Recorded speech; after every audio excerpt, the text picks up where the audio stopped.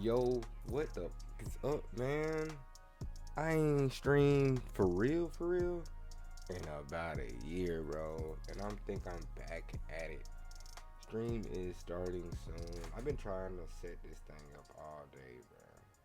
You might see like it's it's several uh it is several streams previously that only lasted about 10 minutes. Just because I've been trying, bro. I just been trying. I've been trying to get it back right. It's because I really, like, I had to move my setup. That was really the thing. Moving my setup and getting, like, sidetracked with other shit.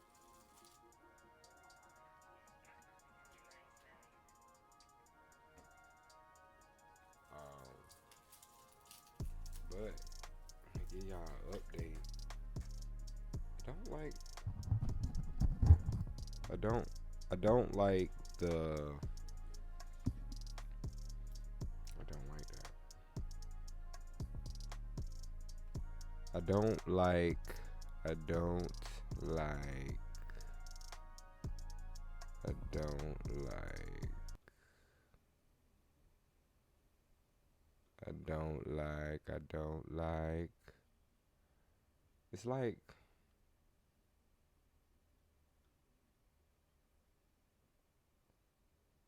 I don't know. It just went on.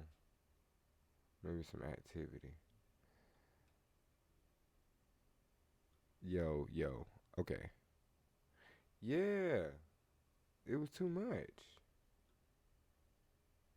Yeah. Yeah. Okay. I was hearing myself twice. Do y'all hear me twice? I hope y'all don't hear me twice. Let me see. Make sure y'all don't hear me twice. I'm gonna open my stream real quick. See, and this is why you gotta keep going live and making sure, cause it's be like little here and there, like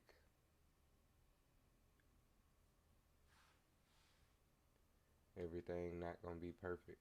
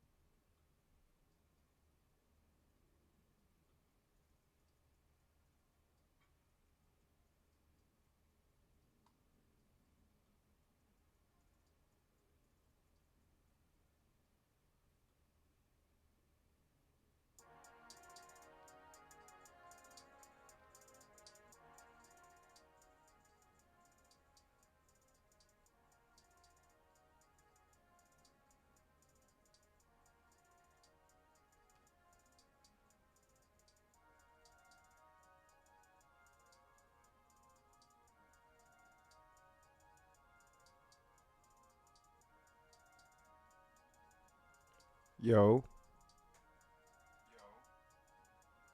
so y'all can hear me perfectly fine.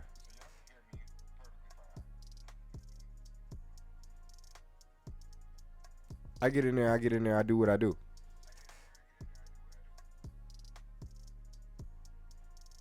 Okay, I think everything might be working.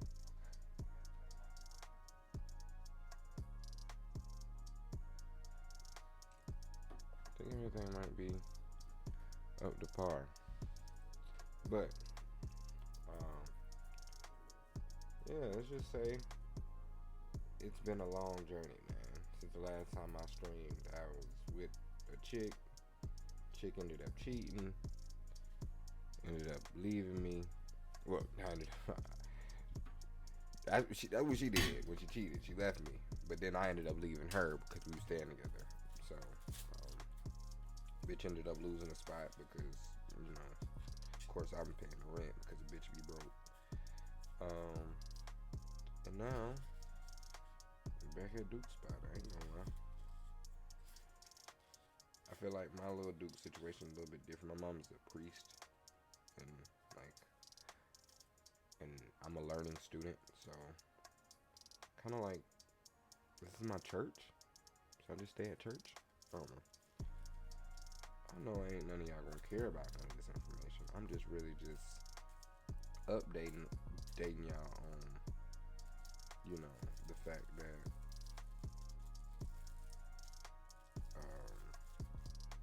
you know, on updating y'all on my life and why I ain't streamed in a while. Sorry, I'm looking down. I'm rolling this little blunt. Y'all want to see me roll the blunt? Y'all want to see me roll the blunt now? Lay down the camera.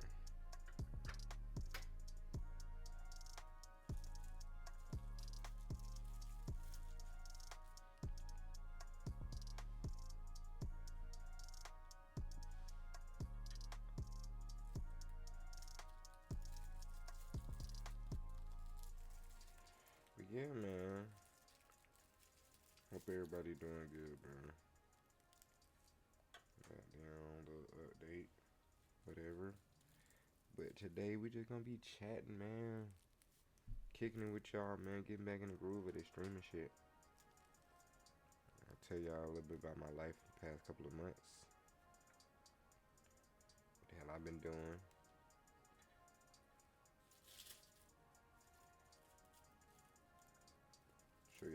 Tell y'all what these streams gonna include for the next couple of months. Cause I got a lot of big plans for it. I'm gonna start streaming a little bit more consistently. And now that we have set back up the stream, and all I gotta do is hit record, and I can't complain about only having to hit record.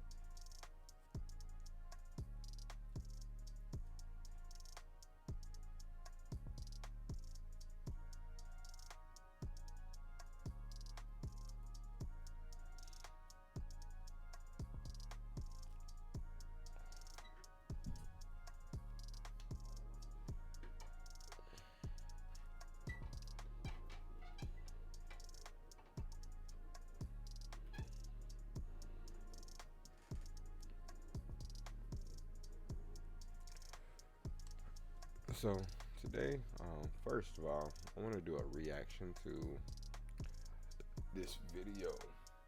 This guy I like to watch, his name is Truth Is, and he be having great information. I kind of just want to talk about what he talking about and kind of see where we can go, like what information is needed from this little video he done made. He always dropping some gems, so.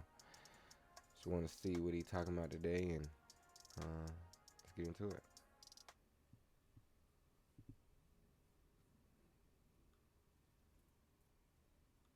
Movie showed us what it truly costs to be a star athlete. In HE Double Hockey Sticks, a rising hockey player is offered an ultimate deal that would grant them everything he has ever dreamed of. He is promised a championship, massive fame, and superstar status. But this deal wasn't with the league. It was with the man downstairs. When you look closely at the themes in this movie, it's almost hard to believe it aired on Disney Channel. Today, we are breaking down exactly what HE Double Hockey Sticks was showing us about the hidden. So first of all, just the name of the movie already, I didn't think this was a Disney Channel movie. I'm thinking like, okay, yeah, this is a little Fox, FX, you know what I'm saying, with Steven Spielberg. No, this is on Disney Channel. We could almost run across this movie. You might have ran across this movie watching this. And it's called HE Double Hockey Sticks. And you know, we used to joke about that shit, the HE Double Hockey Sticks. Nigga, you going to HE Double Hockey Sticks? And it's crazy because, like, even your mama be like, bro, don't say that. No. And they had a whole movie named this, and I didn't even know it. That's probably where some of the other kids got it from and put me onto it, you know? Let's see it. Of stardom. By the end of this video, you will be left asking what else are they hiding in these kids' movies. Up next, the ice heats up when a hockey star sells his soul in HE double hockey sticks. Bro, I know you lying. I know you lying. Hold on. Sticks was showing us about the hidden price of stardom. By the end of this video, you will be left asking what else are they hiding in these kids' movies. Up next, the ice heats up when a hockey star sells his soul in HE double hockey sticks. This is on Disney Channel now. Sells his soul, and then y'all like to tell conspiracy theorists. They be conspiracy theorists when they say literally sell your soul on the video on a kid show. Sell your, what is that supposed to mean? Sell your soul to who? Man, come on, bro. Double hockey stick follows a hockey player named Dave Heinrich, who plays for the fictional NHL team, the Demons. Dave is obsessed with becoming the youngest man to ever win the Stanley Cup and makes it clear he is willing to do anything to achieve that.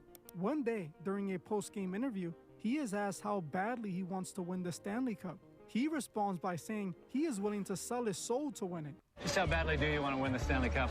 Oh man, I'd sell my soul to win the Stanley Cup. At that moment, Bruh, I know you lying. I know you lying. And it's like, it done became almost a norm to hear motherfuckers say, I sell my soul. I sell my soul. Like, it became a norm for people to belittle themselves or to go against their morals or to go against God just for a little bit of fame, bro. Like, and a lot of times it don't be forever.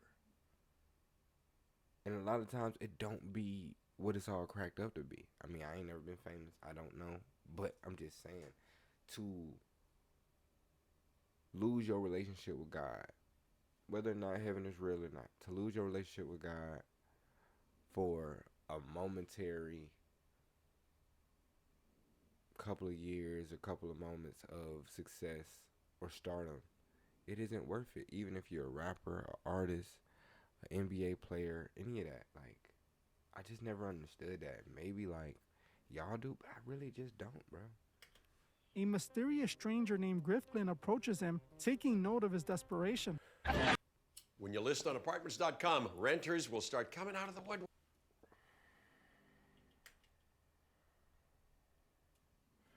My bad. I didn't pay for the I didn't pay it. And I'm not. But I do need to click on them links. I got this one link that'll make sure that y'all don't have to watch none. And I'll make sure I click that next time. I'd sell my soul to win the Stanley Cup. At that moment, a mysterious stranger named Griffin approaches him, taking note of his desperation. Sell my soul. Can I quote you on that? We get back to the soul thing. How bad will you sell your soul and at what price, Dave? Griffin was sent to the surface by the head of the At what price? world, Miss Beelzebub, with the mission of getting Dave to sign the ultimate deal. This movie shows us exactly how that deal looks. For instance, they demonstrate the power of the tongue. When David is doing the interview and tells the interviewer he is willing to sell his soul to win the Stanley Cup, he immediately invites Griffin to tempt him. He quite literally spoke it into existence, and that's how the evil was allowed to come in. This is why you Nah, I definitely believe in that. The same thing they say about vampires, I believe they say that the same thing is true about demons. You are the only person that can let a demon inside of you. You have to be on some openly sinning, not caring, and knowing you're living a demonic lifestyle, or openly saying that you would allow a demon to be around you or within you for a certain reason or specific reason. So it's just like how with vampires, a vampire can only step inside your house if you allow it. A demon can only step around you if you allow it. Let's keep it going. always be careful what you wish for. Later, after a game, Griffin approaches Dave for a second time to finally reveal who he really is and make his ultimate offer. He promises Dave the Stanley Cup trophy, but at a seriously dark price. He wants his soul in exchange. You're from, huh? The Times, the Post? No, actually, I'm from hell. Here, take a card. Look, Bro, I'm just thrown off by the fact that this is a Disney Channel movie. Like, we understand who Disney is now, but Disney back in what? This had to be like 2000, 1990 or something. Disney back then, it was a little bit more like, I thought it was a little bit more kids friendly. I was wrong. I can tell you're a busy man, so I'm going to cut right to the chase, okay? I'm here to offer you the Stanley Cup in exchange for your soul. Yeah, whatever. Dave, not believing any of it, brushes him off. For the next Then he said, yeah. For what? Why would you say yeah if you don't believe him?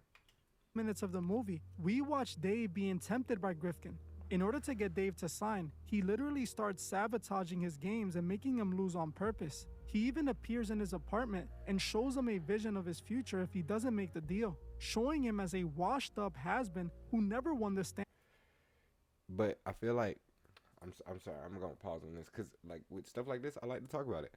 I feel like same thing could be said for like a show like From. I don't know if y'all all watching From, but From, it got like they're allowing the demon in, and then the demon is able at that point to show them their future or show them a lie, and that's all the devil does is lie. You know what I'm saying? Like, it's gonna lie its ass off to get to you, to get you to agree to its terms. So yeah, like, don't the devil is a lie. And if you allow the devil in, it will lie to you to get you to agree to his terms every time. And that's how they be dying on From, and that's how most likely bro gonna lose his life on here. I don't know. Forget it. Cup. While Dave at first was resilient, eventually he gave in to the temptation and made the deal. This is the ultimate temptation in the biblical stories. This scene comes directly from the story in the Bible where Jesus is tempted in the desert by the adversary. He offered Jesus the keys to the world if he bowed to him, but he refused. This is the same concept we see in this movie, and although Dave refused at first, he eventually gave in. But the most revealing part was what they were doing to Dave when he refused to sign. When Dave said no to Grifkin, he didn't just walk away and take no for an answer. He tried to force Dave into taking the deal by any means necessary. That's just what I was just saying, by doing anything and everything, making them lose. And demons can make you lose. Demons can get in your way. And what happens when people put voodoo on you, or people put hoodoo on you? They putting a demon on you. They putting bad luck around you, and that's all a demon can do. Put bad luck around you. Put bad spirits around you. Make you be off your game. But when you stand with God, a demon can't do that to you because you haven't allowed that demon in.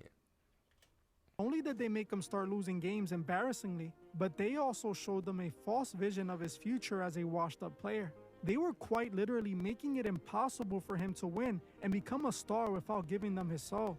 Right. This mirrors the idea that the ultimate success in the biggest industries isn't achieved solely with talent, and that just goes back to that movie, Him. I don't know if y'all watched the movie Him. Him shows the same thing. Same thing, that you got to sign a contract with your blood and do weird ass rituals to become who you want to become, if you want to go down that route. And that's one thing. I'm not trying to say, oh, this is the only way to go out, but it's like, that's the way to get that fast money. That's the way to, lose that soul quick. You know what I'm saying? So, if you want to lose your soul quick, you want some fast money, you sign that deal. You do the weird ritual. They might even, do you in the butt, but, you'll have some fast money. Work and dedication, but through a deal with the forces that govern the game. If Dave wanted to be a legend in the game, he would have had to align himself with those who run it. After he signs, everything changes immediately. His team wins big in the very next game, and he is labeled the MVP. Dave Heinrich, up close and personal. 13's the lucky number for the Demons, who won their 13th game in a row, and it moves them into first place in their division. Thanks to the Demons. They're hot. Come on. Why the amount of word?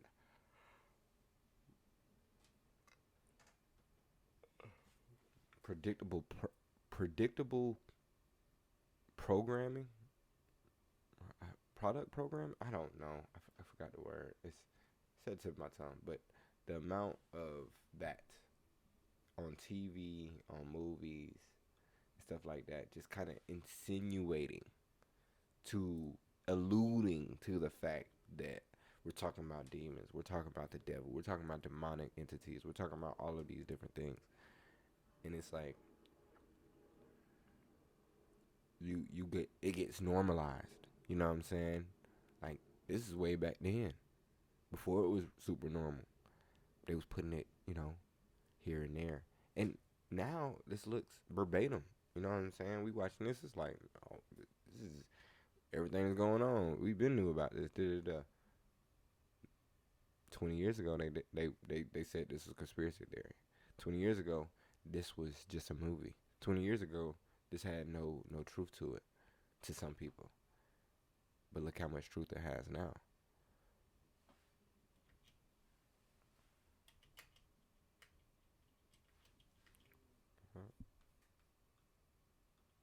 Once maligned Dave Heinrich. That's right. Heinrich is definitely the soul of this hockey team. Thanks to him, the Demons are the odds-on favorite to win this year's Stanley Cup. I was saying, who's a good boy?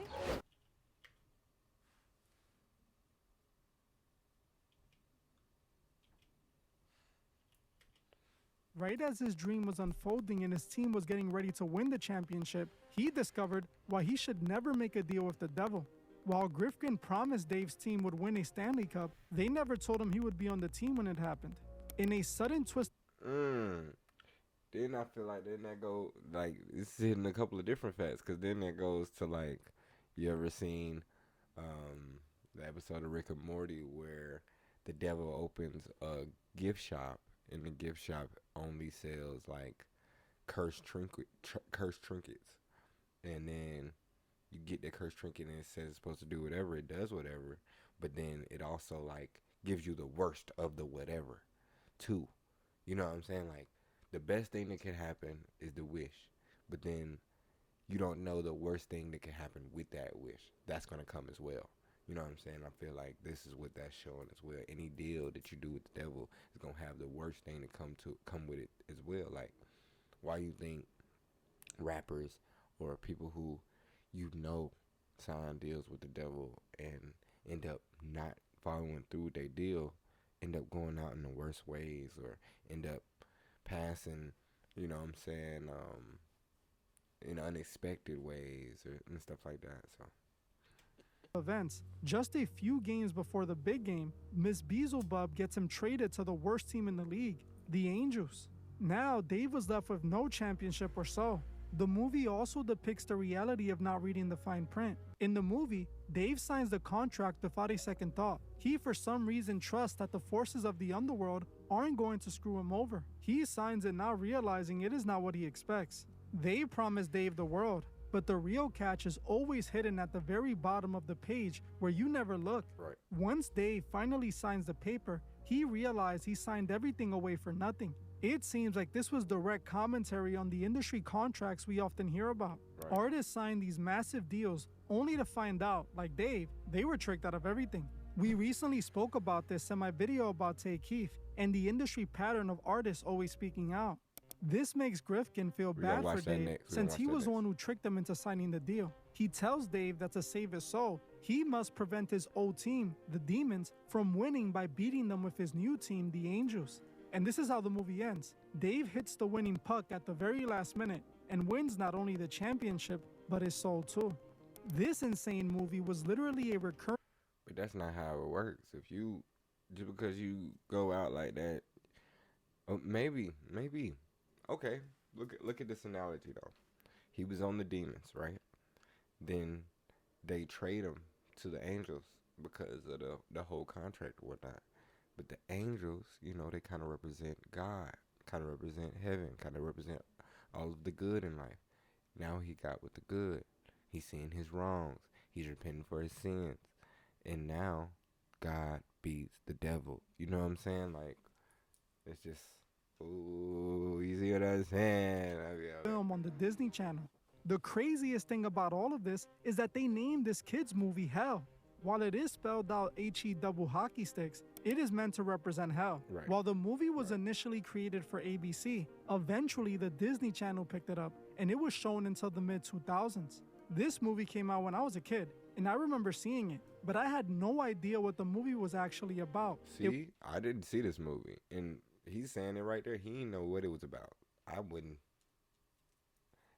Like I'm saying it, like at that time, I wouldn't have knew what it was about neither. You know what I'm saying? Like it, and it's like predictive programming. You normalize it to a kid. Now when he get older, he see a movie like him, he don't think nothing of it. Oh yeah, that's the industry. It's not. I mean, it is, but it's not the way you supposed to do it though. You don't gotta do it like that. It wasn't until I saw this movie on YouTube the other day that it all hit me. They actually made a kids movie about a hockey player literally selling his soul to be a champion. You honestly can't make this up. I wonder who thought this was the right story to be telling a bunch of preteens. But despite being a movie for kids, it presented some very interesting ideas about the concept of stardom. Let's look at how HE double hockey sticks actually shows the underworld. In most movies, the underworld is depicted as a terrifying fiery realm. But in this movie, they show it completely different. It appears like a boring everyday corporate office building. Ms. Beelzebub, who is the devil, sits behind a big desk like she is the boss of a regular company. All of the demons walking around are just regular workers who have to clock in and out of their shifts. I feel like that's just an analogy to say that a lot of these corporations is the devil. You know what I'm saying? It's working directly with the devil, or is alluding to saying that these corporations are basically just evil. You know what I'm saying? And the head people, they don't think nothing. They don't think that they're the devil. These workers, they don't think that they're working for the devil, but they're working for an evil corporation, but an evil agenda. And that's what it's all about, the agenda that they're pushing. Grifkin even has a quota he has to meet to get his horns. It is depicted like a normal everyday sales job, but they're trading human souls instead of products. It is truly interesting how they chose to depict the underworld. The dark and that's how it happens too. The horns is just that raise or that role upgrade, being able to be a CEO, or it'd be like, okay, so say that's David Rifkin. And then that's his dad standing up with the contract to go sign Wu-Tang or whatnot. And I'm not saying Wu-Tang signed the bad contract. I'm not saying that. I'm just saying, if like let's go different. Let's say that's Thug, right? Oh, let's not do that.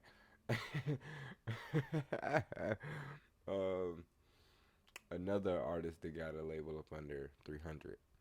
Or let's say 300's record exec going to Universal, because I'm pretty sure, if I'm not mistaken, 300 is signed up under Universal. It's a subsidiary music group.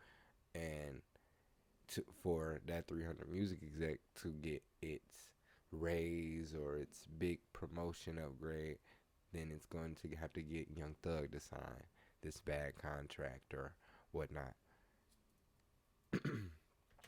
place in existence as just a regular everyday corporate building.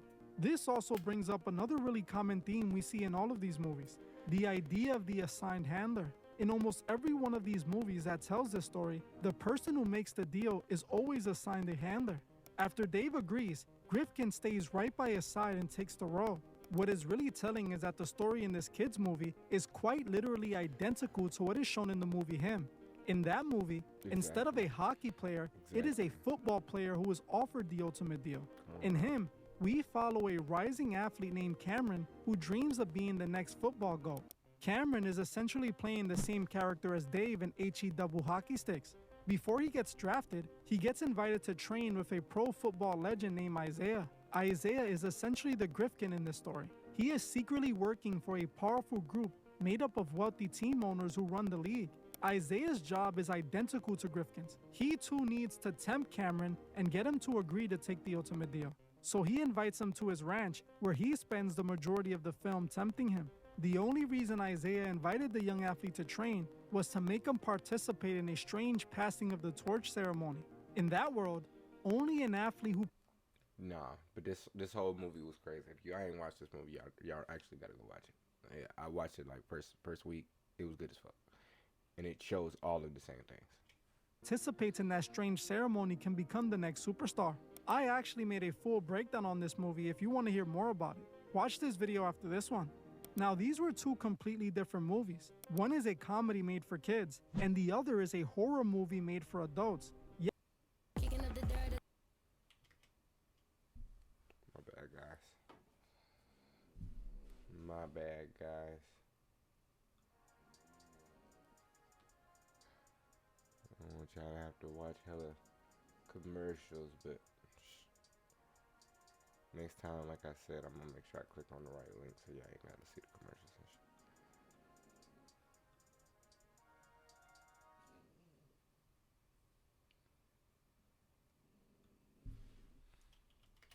Both showed us the same price for success. It is crazy to think that the kids in the 2000s were watching this movie without giving it a second thought. They really had some dark, mature themes in some of these DCOM movies. Right. You would expect to find this story in an episode of The Twilight Zone, not a family-friendly comedy flick. This wasn't the first time Disney did a bit too much in one of their movies. I remember they had a movie called Don't Look Under the Bed that terrified me as a kid. The movie was about a teenage girl who is being terrorized by the boogeyman who lives under her bed. The movie was so scary that hordes of parents complained after their child was afraid to go to sleep at night. Eventually, so many complaints came in that Disney was forced to stop showing the movie around 2006. While we're talking about movies that were a little bit too much for kids, we also need to talk about Little Monsters, which again features a story about monsters sleeping under the beds of children. This time, Can I just say that I didn't watch movies like this on Disney Channel? If they came on, I'm not watching that. Like, it looked like watching a horror movie when I was a kid. Like, only first horror movie I seen, Freddy vs. Jason. Boy, when I tell you, I was scared to sleep by myself for at least a month. Then I visited my auntie house, and she stayed in like a place where it was like kind of like wooded area behind the house. Boy, I was scared of boy. She had left, boy. I was scared of boy. Boy, I was shit my bed, boy. It's funny. I watched it that night. Boy, she came home. I thought somebody was coming through the door. Boy, I mean, man, I ain't gonna lie to you, man. I don't do shit like that. I mean, I do the scary movies now, but back then, hell no. monsters are trying to lure the kids to the underworld so they can trap their soul forever. And parents in the 90s wondered why their child didn't want to sleep by themselves at night. They were literally watching movies about monsters who lured them into the underworld. I wouldn't be able to sleep either. No, Again, bro. it brings us back to how little thought we give these movies. Most of the time, parents just trust these companies to provide safe content for children. But honestly, this might be a good indicator that you should start watching these movies firsthand before allowing your child to see them. Just because it was released by a safe children's media company doesn't mean all these themes are truly safe. While it was a goofy comedy movie, the story it is telling is one as old as time. So many Hollywood movies keep telling this exact same story over and over again. Now, there are plenty of movies made for kids that tell deep stories like we see in this one. If you want me to make a part 2 covering those movies, comment part 2 below. If enough of you are interested, We gonna comment part 2 on that though, for sure. Definitely want to see what that's talking about. Turn it down a little bit. Yeah, no, that was a good video. And my bad, I'm yawning ish. Like, I yawned at y'all multiple times, probably like 4 times. I gotta get better at my streaming. I'm not even tired. Well, maybe I am tired. I was at Boosie pool party last night till like 5 a.m. And that's why I'm looking down at my phone. I had caught like 3 numbers. That's all I tell you. I'm trying to see with somebody. I'm trying to get on stream. Trying to put somebody on stream with y'all, man. Like, we get on stream with some chickies. Oh God, we can do some reaction with some chickies. But yeah, that's gonna be the end of the stream of this stream, and I'm gonna start our next stream and we gonna goddamn watch that. Appreciate y'all for watching. Let's get it.